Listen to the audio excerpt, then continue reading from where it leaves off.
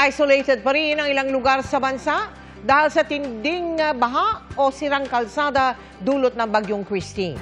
Pero ilan sa mga yan ang napasok na ng GMA Kapuso Foundation at nahatira ng tulong dahil po sa ating pagbabayanihan.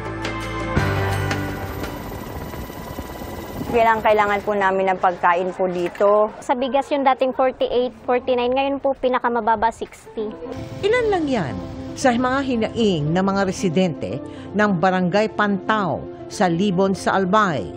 Isolated kasi ang kanilang lugar matapos gumuho ang lupa sa 4 na kalsada dulot ng bagyong Christine.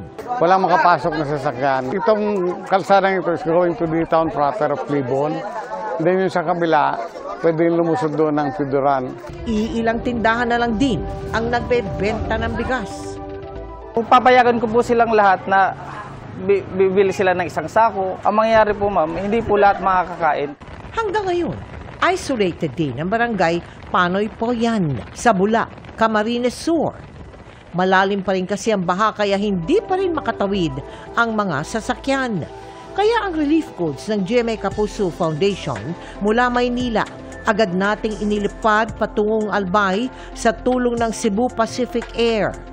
At sa kauna-unahang pagkakataon, narating ng GMA Kapuso Foundation ang isolated na barangay Pantao at Panoy Puyan. Sakay ng presidential chopper na pinahiram ng Malacanang para sa relief efforts at sa pakikipagtulungan ng 9th Infantry Division Headquarters, matagumpay po nating nahatira ng tulong ang nasa 2,286 families.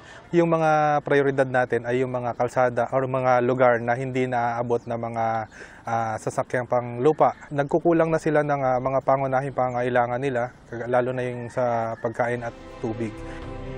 Baka po naisin yung tumulong. Tumatanggap po ang GMA Kapuso Foundation ng mga donasyong pagkain at iba pang gamit para sa cash donation.